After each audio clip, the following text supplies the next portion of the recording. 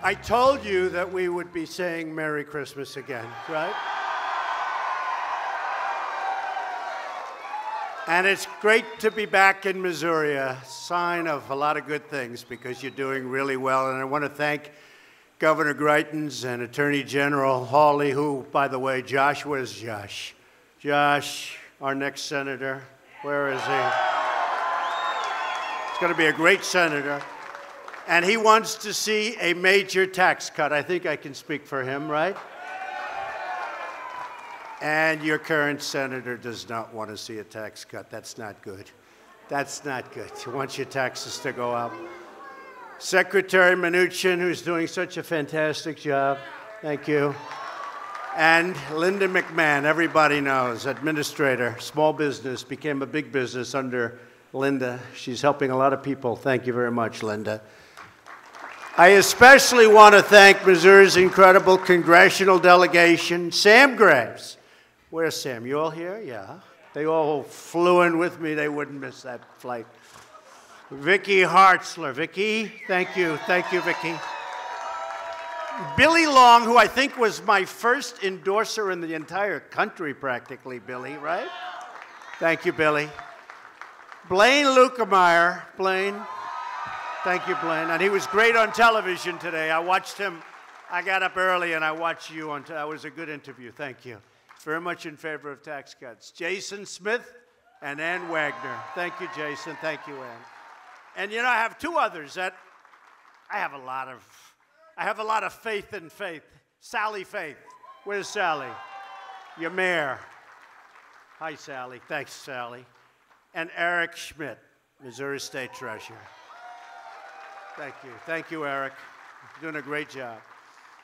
Just 3 months ago, we came to this state to launch our plan to bring back Main Street by cutting taxes for American families and small businesses. Today, I've come back to this incredible state to spend an afternoon with its amazing citizens. You are amazing. To help push our plan for historic tax cuts right across that finish line. We're going to do that. With your help, we can usher in a thrilling new era of opportunity and growth for this nation that we love so much. Tax cuts have already passed the House of Representatives.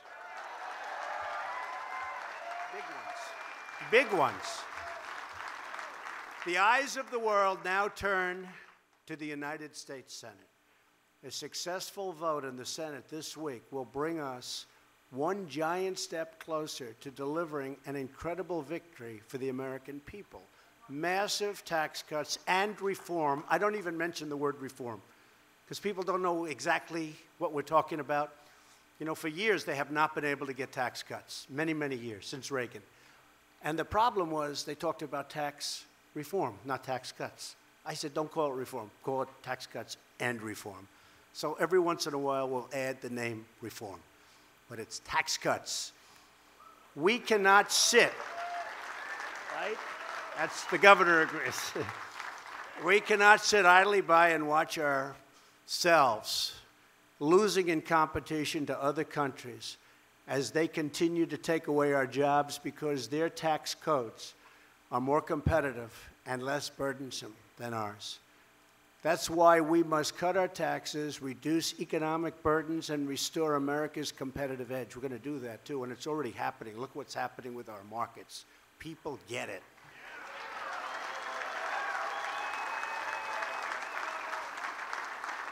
If we do this, then America will win again like never, ever before.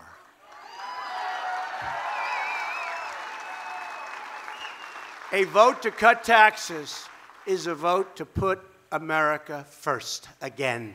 We want to do that. We want to put America first again. It's time to take care of our workers, to protect our communities, and to rebuild our great country. You know, we've spent almost $7 trillion in the Middle East over the last 16 years. $7 trillion. Now, I'm taking care of it. We're doing numbers like ISIS has never seen before. We're wiping them out. Terrorists, they're bad. And all of that. But we've spent almost $7 trillion. We could have rebuilt our country 4 times over. And we're going to start spending here. We're going to start spending here. And with that being said, we're going to protect our country, whether it's North Korea or any, but we're going to protect our country like never before. We're going to build up our military and make our product here and make our planes and our boats and our everything here. But we're going to build up our military.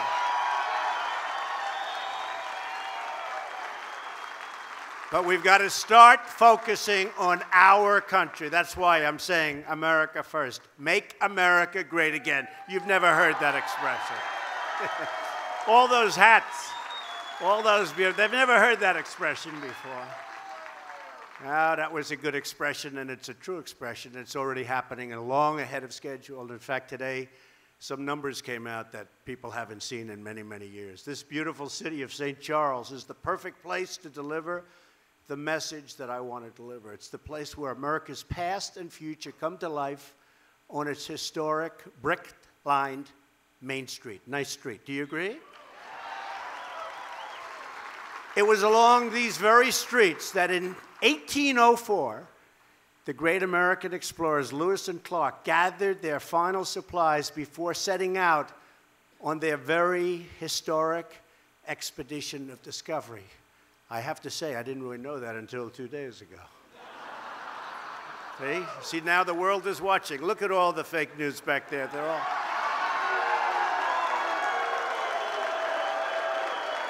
They're all watching.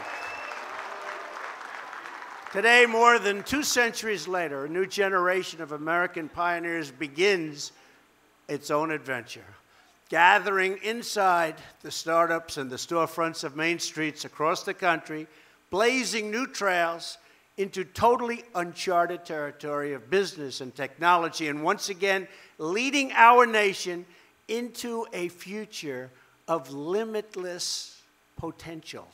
It's what we have in this country. We have the greatest people. It's the greatest country. I love this country so much. Our country was not treated properly for a long time. We're treating it properly. We're treating it with love and with this. We got to treat it with this. And today, just as it's always been, Main Street is the heart of our economy, the soul of our community, and the birthplace of American dreams. But over the years, crippling taxes, massive regulation, and totally disastrous trade deals. Oh, the trade deals. Oh, I get a headache thinking about who made these deals. One after another. WTO, NAFTA, the wonderful deal with South Korea. Remember they said it's going to produce 200,000 jobs? And it did for South Korea. Didn't produce, we lost 200,000 jobs.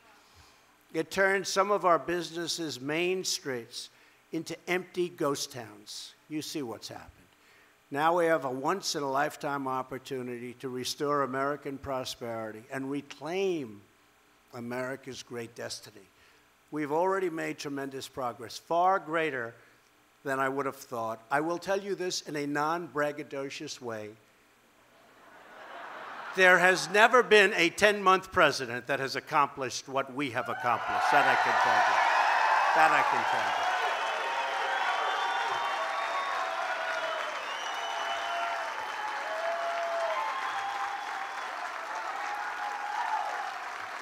Today, again, the stock market has reached another record all-time high.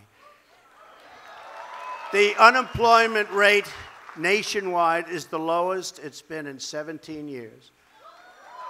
And 13 states this year have seen unemployment drop to the lowest levels in the history of their state. And I hate to tell you, but Missouri happens to be one of them. We've created nearly 2 million jobs. 2 million jobs. Think of that.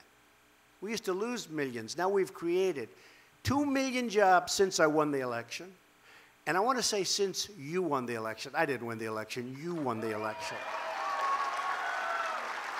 And we will create countless more if we can sustain the 3% growth rate we have achieved for the past 2 quarters. But we're going to do much better than that. Remember, I used to say we can hit 4 and we can hit 3, and they were all saying, forget it, forget it. It was 1.2. It was doing terribly. We were flat. We were even. In all fairness, the stock market was going this way.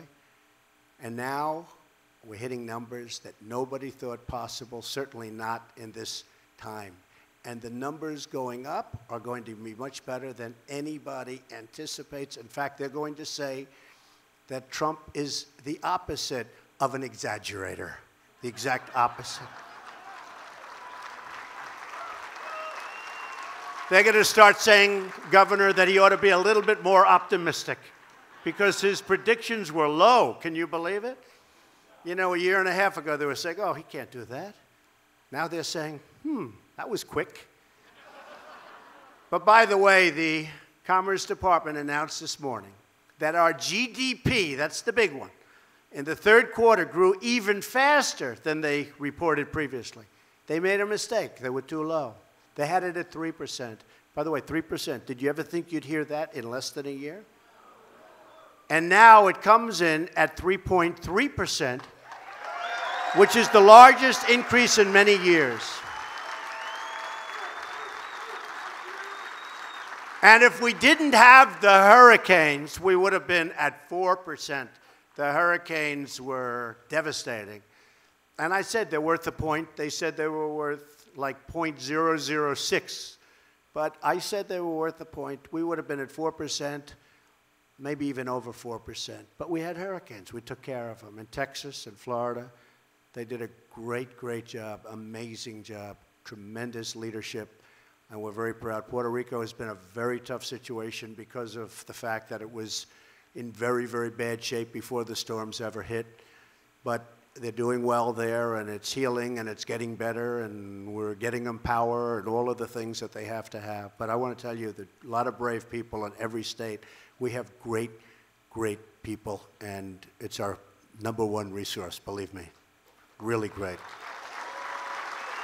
But in order to achieve this bright and glowing future, the Senate must pass those tax cuts, bring Main Street roaring back, and that's what's going to happen.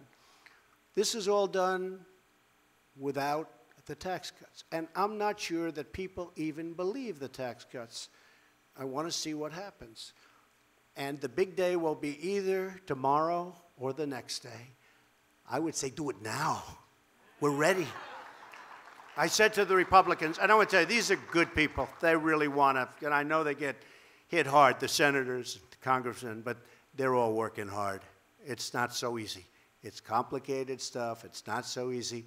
But we had an incredible session yesterday, and I think we're there. That's why I said, can we do the vote today? What do I know? I'm a business guy. Can we do the vote now? Well, they said, how about Friday? I said, I don't want to wait till Friday. Right, Billy? I said, Billy, can we do the vote? Get me to vote. Well, Billy's already passed it, so. And then what happens, if it passes, it goes into this beautiful committee, this beautiful, I call it a pot. And we mix it up and we stir it up and we bring all the best things out. And you're going to have something, I predict, that will be really, really special. So right now, really is. Really is. So right now, America's tax code is a total dysfunctional mess. The current system has cost our nation millions of American jobs, trillions and trillions of dollars, and billions of hours wasted on paperwork and compliance. It is riddled with loopholes that let some special interests, including myself, in all fairness, this is going to cost me a fortune, this thing. Believe me. This is not good for me. Me, it's not so. I have some very wealthy friends. Not so happy with me, but that's okay. You know, I keep hearing Schumer, this is for the wealthy. Well, if it is, my friends don't know about it. I have to explain why. Now, it is great for companies because companies are going to bring back jobs, and we're lowering the rates very substantially.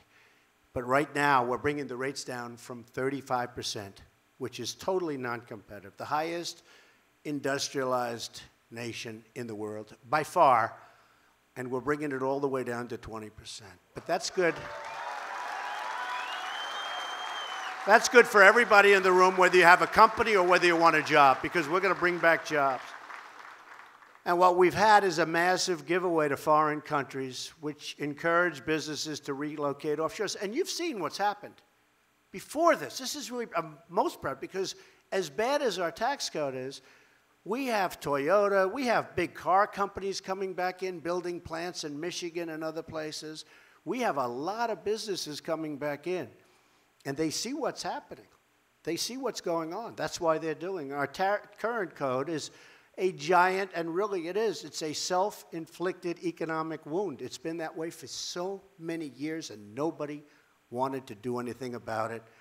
But all that will change, and it will change immediately if Congress sends a tax cut and reform bill, the biggest tax cut in the history of our country, bigger than Reagan.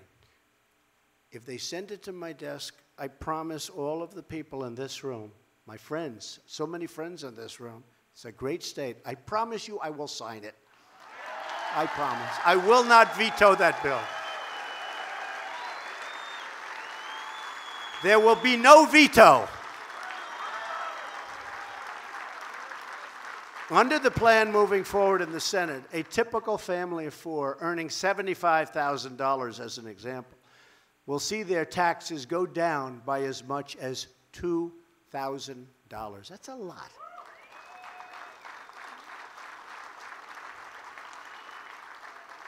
Now, we're doing that not just to help people. We're doing that because it helps our country. You're going to take that $2,000, and maybe you'll save some, and you're going to spend some. And we're going to make product back in our country again. You know, it's going to be made here. It's going to be made elsewhere, but it's going to be made here. We're opening up plants. We're opening up factories, and we're going to be great to small business. Wait till you see the final product. Wait till you see what finally comes out in what I call the mixer. The beating heart of our plan is a tax cut for working families. That's what it is. We're going to make sure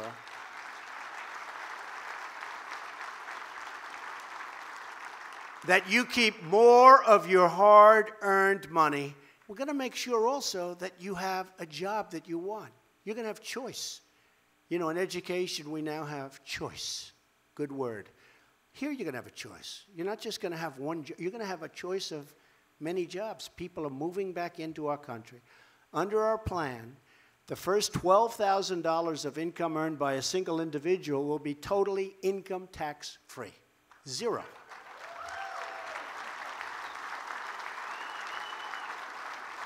And a married couple won't pay one dime of income tax on their first $24,000 of income. Zero.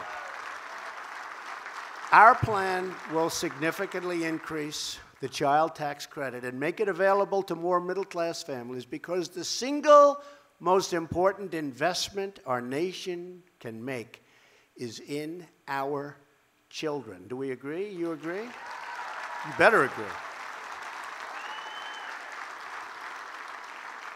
Families will also benefit from a new credit for other dependents, like a child in college or an elderly loved one. We have our mothers, our fathers, you have your grandparents, you have people that are elderly that have done a fantastic job. They've grown old. You want to help them. Now we are going to help you help them.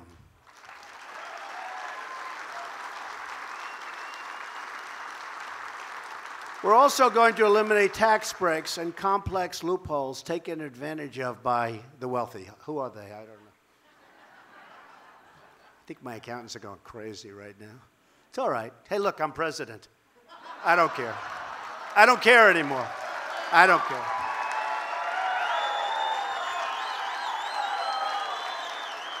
Some of my wealthy friends care. Me, I don't care. This is a higher calling. Do we agree? As Hillary said, what difference does it make? It made a difference. It made a big difference. Made a big, big difference. We want a tax code that is simple and fair, and that's for all Americans. The plan that senators will be voting on this week, hopefully as soon as possible, closes the loopholes that corporations use to shift their profits to tax havens, and it eliminates deductions for CEO salaries over $1 million. You see what some of these people are making. A little ridiculous. I'm driving up their stock. They're making a fortune. Then they go to their board and they tell everybody what a great job they're doing. But what am I going to do? And many of them, honestly, I don't like. Oh, some of these bankers, I don't like them, and they're making a fortune. And it's one of those things. Steve knows a couple of them that I'm talking about, doesn't he? They're saying what a great job they do. Right now, anybody could do their job because we're making it easy for them. Because we're giving them a great and strong economy. And because we've cut regulations more than any president in the history of this country by far, and that's for full terms, that's not for 10 months. And it allows builders to build, and it allows farmers to farm. You know what I've done for farmers? Where if you had a little puddle in the middle of your field, you go to jail if you touch it, right? You know what I'm talking about. Not anymore. Not anymore. Not anymore. And it allows bankers to lend. It allows bankers to lend again. So many people came up to me and they said, we had a 20-year relationship with a bank. We never had a default. We never had a bad loan. Now we go back to the bank and they say, we can't do business with you anymore because they don't qualify, even though they're better than the people that do qualify. It's incredible, but we're back to the strong days of our banks. And not the days of trouble. Pre that, we're back to the strong, where bankers can make loans and community bankers can make great loans to good people. You saw what happened recently where the certain agency or bureau that was causing so much trouble to lenders where they could not lend. They just couldn't lend. It was devastating. They were going out of business. Well, we're taking care of that. We've already taken care of a big part of it. And yesterday you saw we won the lawsuit. So that's going to be taken care of automatically. Got to get back to business.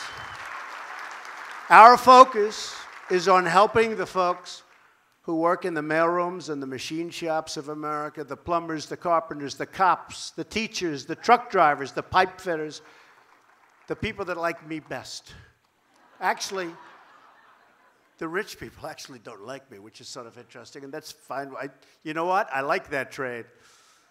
But really, the people that like me best are those people, the workers. They're the people I understand the best. Those are the people I grew up with. Those are the people I worked on construction sites with. All of the people who give their best each and every day to take care of their family and the country that they love. These are incredible people. They came out to vote for me. They came out to vote for us. People that worked hard, 2 jobs, 3 jobs, that hadn't voted in many years because they never had anybody they wanted to vote for. And they came out, I'll never forget, in Tennessee, a great congressman told me that early voting, said, I'll tell you what, we just went through 4 days of early voting. At that time, it was Mr. Trump. Now they say Mr. President. But it was Mr. Trump. He said, and if the other parts of the country are like what's happening in Tennessee, people are coming from all over Tennessee.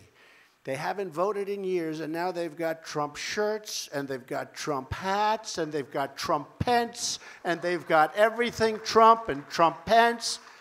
And he said, I've never seen anything like it, and I've been a politician for a lot of years. And if it's anything like Tennessee, you're going to have one hell of a victory. It turned out to be a lot like Tennessee. So, and it turned out to be a lot like Missouri. That I can tell you. Because we had a big one here. And I promised Josh that when he gets it going, and he's got it in very good shape from what I hear, he's a popular. Everybody said, Josh, it's got to be Josh. Everyone's telling me. I said, who's going to run against her? Josh, Josh. And I said, Josh, when you're ready, you have my word. I'm going to come here and campaign with you. We got to get you in, okay? Got to get you in. It's not enough for the middle class to keep getting by. We want them to start getting way ahead. We're going to have them start getting way ahead. Under our plan, middle-class families will not only see their tax bill go down, they will see their incomes go up by an average of around $4,000. And that's because we're going to cut taxes on American businesses so they will compete for workers, they'll raise salaries, the business is going to be happy, and the workers are going to be happy, and the country is going to be a happy place. Although, we're going to have very strong borders. Please remember that, okay? Please remember.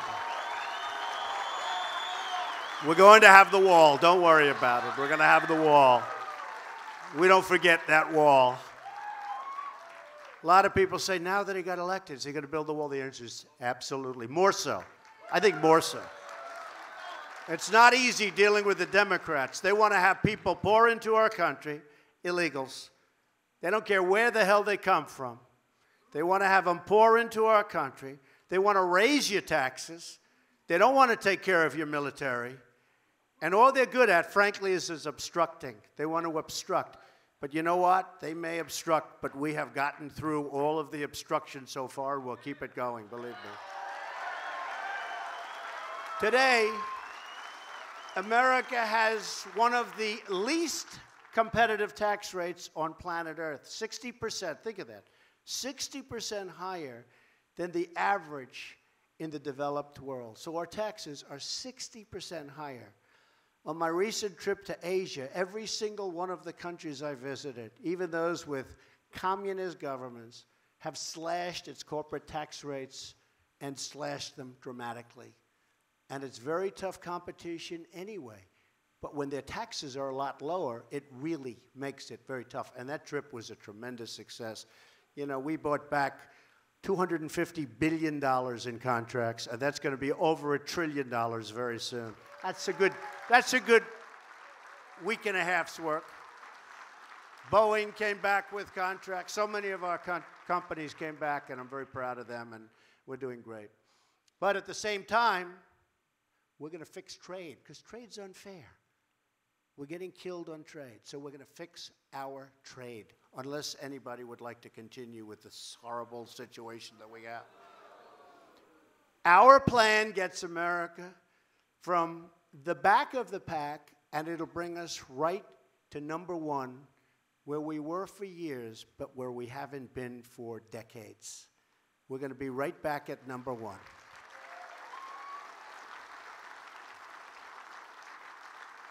And we're going to work on trade, but we're also going to work on military. When we defend nations that are very wealthy, and we do it for almost nothing. I say, why are we defending them? We love them. I won't mention names, but there are a lot of them. We love them. They're wealthy. One of them has a cash flow that they say is unsustainable. It's so large. Think of that. How would you like to have an unsustainable cash flow? They don't know what to do with their money. And we defend them. It's going to change, folks. We're going to defend them. But they're going to treat us fairly. And they're going to pay for their defense. Does that make sense?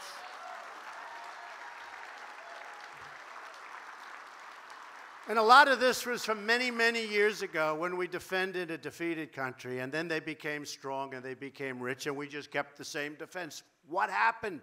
Why didn't anybody go in and negotiate? And when I was in Asia, I spoke to a couple of the countries about it, and they looked like this. You know what this is? Mm-hmm. That means they know they're getting away with murder, and they got to start helping us out, okay? So if you don't mind, I'll start bringing that up with some of our good friends. We're going to cut our tax rate to the very competitive number of 20%, as I said, and we're going to create jobs, and factories will be pouring into this country, and they already are starting. A lot of people think it's going to happen. I don't want to say anything. I'm not going to talk about it. I thought we had health care, and we will have health care. It's going to happen. As soon as we get the taxes, we work on the health care, we're going to happen. Because we thought we had the votes, and then something happened a little strange. That's okay. When you lose by one vote, then it's called you go back.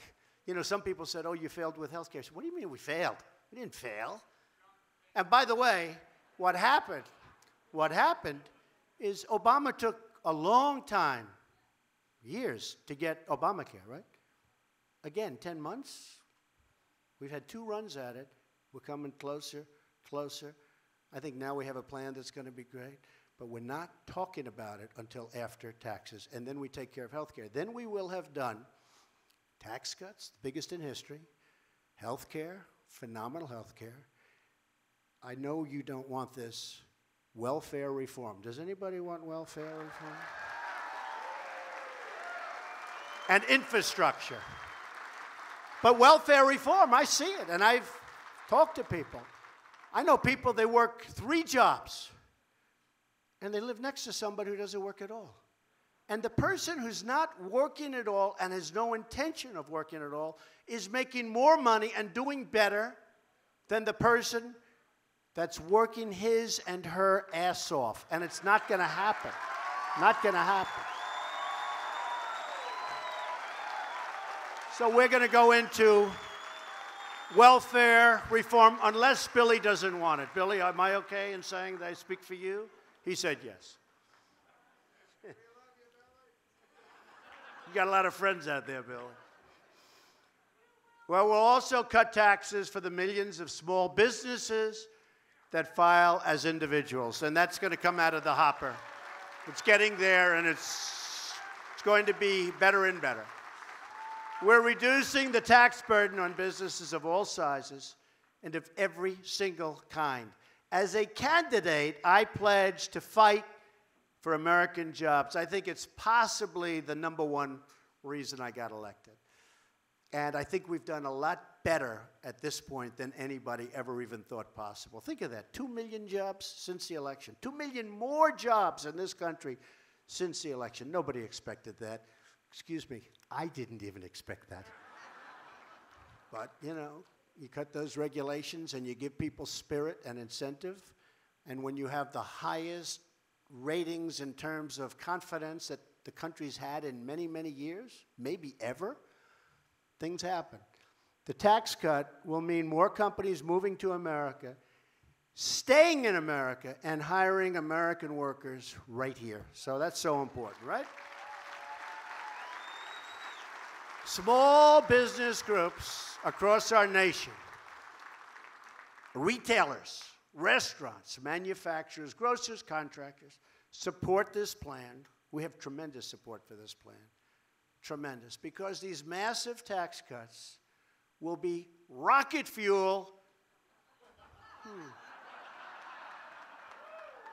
Little rocket man, rocket fuel for the American economy. He is a sick puppy.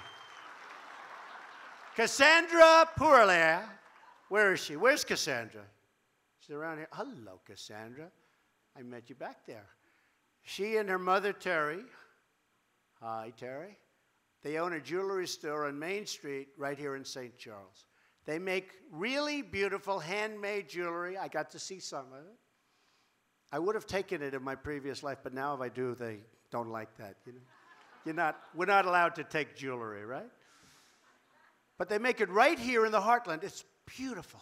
Our tax plan will ensure that Cassandra can keep growing her business, keep creating jobs, keep giving back to the community that she loves, and just make her more and more successful. I assume you like that, right? Good.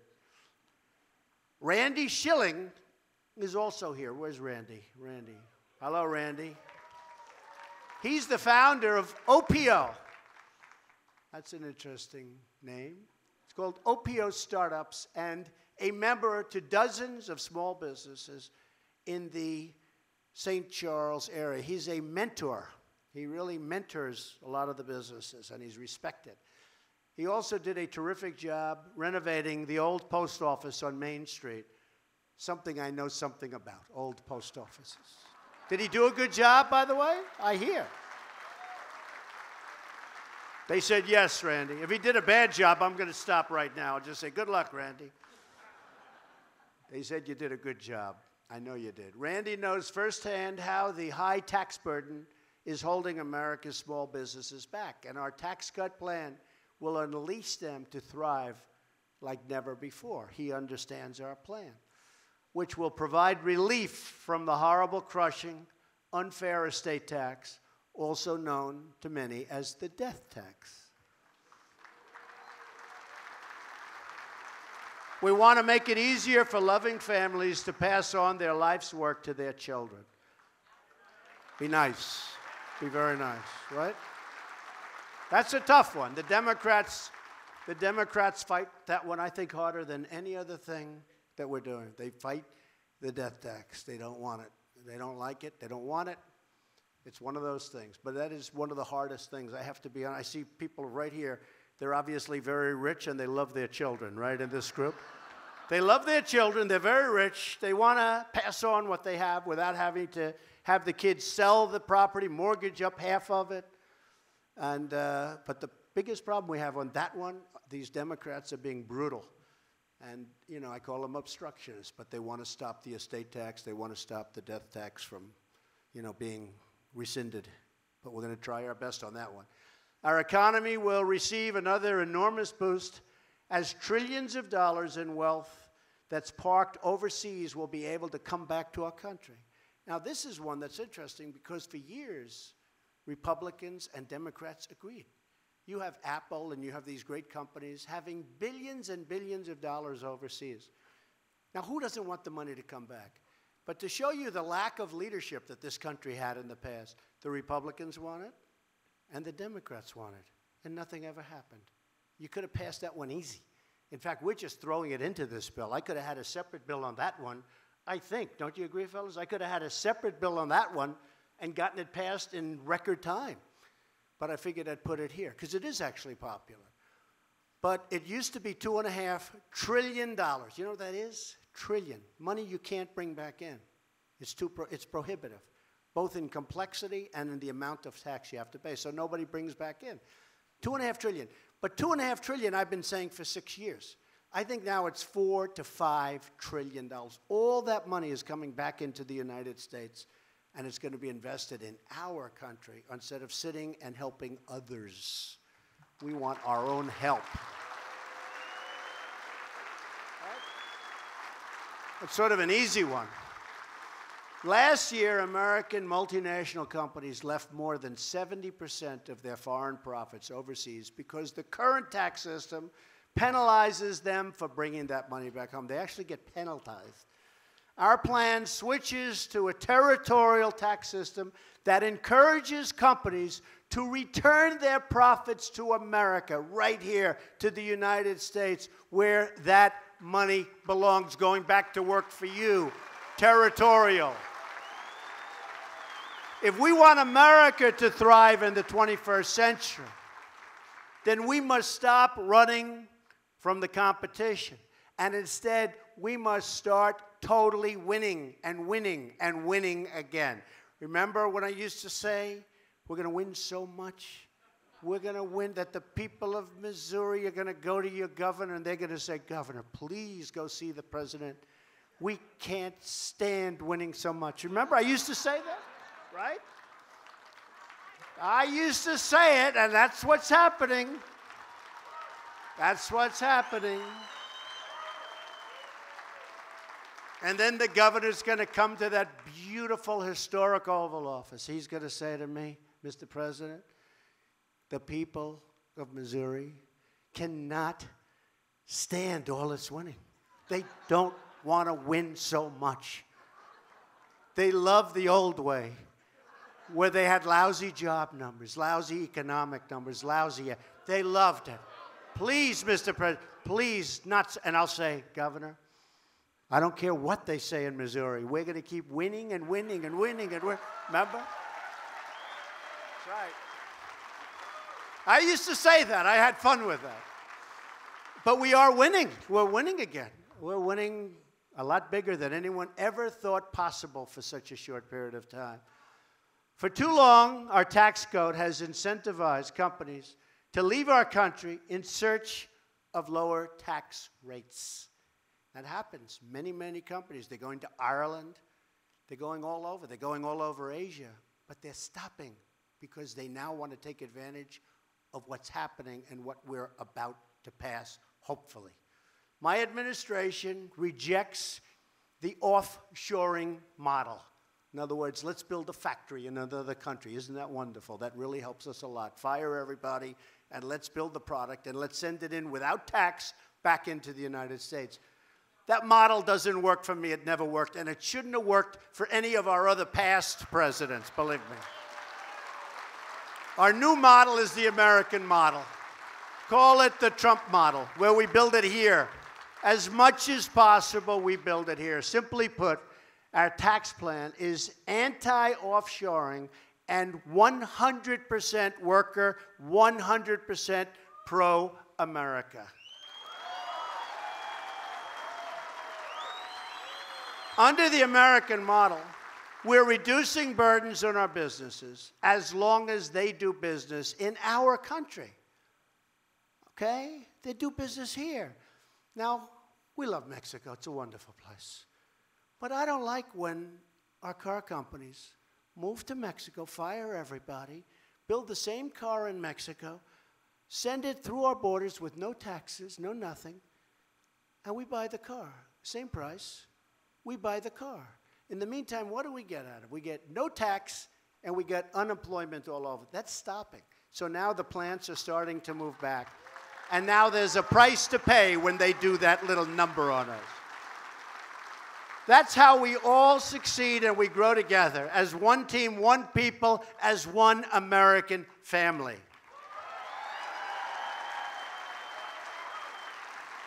This week's vote can be the beginning of the next great chapter for the American worker. To summarize, our plan cuts taxes for the working and middle-income families. It nearly doubles the amount of income taxed at the rate of 0. It lowers tax rate. It expands the child tax credit. It provides relief from the estate tax, also known as the death tax. It cuts small business taxes. It reduces the corporate rate from 35% all the way down to 20%. And it provides a one-time low tax rate to return corporate money parked overseas, trillions and trillions of dollars. This is the right plan. This is the right time. We have a moment in time. The Republicans have the Senate. The Republicans have the House. The Republicans have the White House. It's very unusual. Very unusual.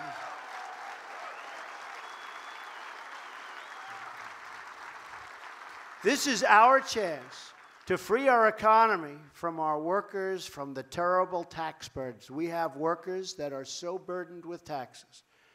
We're freeing our workers from those terrible burdens. Republicans in Congress campaigned on cutting taxes. We also campaigned on repeal and replace. It's going to happen. It's going to happen. Take your time. It's going to happen. It's going to happen. Many Democrats have promised tax cuts that don't mean anything because they really want major tax increases. Senator Claire McCaskill, have you ever heard of her? Is doing you a tremendous disservice. She wants your taxes to go up. She's weak on crime. She's weak on borders. She's weak on illegal immigration. And she's weak on the military. Other than that, I think she's doing a fantastic job. But now comes the moment of truth. In the coming days, the American people will learn which politicians are part of the swamp and which politicians want to drain the swamp. If you make your voices heard and call up your congressmen, and they've been terrific, and call up your senators, and they have been totally terrific. Most of them have been incredible. They really are. They're really friends of mine. They've been incredible. But it doesn't take much. That's why we need more. We need to have a larger number. But most of them have been incredible. But call your senators, call your congressmen, because we have no choice. We have to act. We have to act as a country. This isn't good for the Republican Party. This is good for the country. And that's ultimately what it's all about. So this week, hopefully, the Senate can join the House and take that strong stand for middle-class families and for business and for jobs and for competition and for bringing money back. Together, we will give the American people a big, beautiful Christmas present.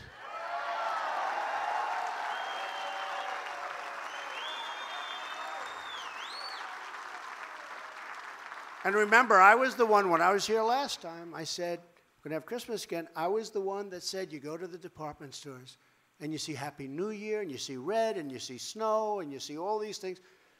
You don't see Merry Christmas anymore.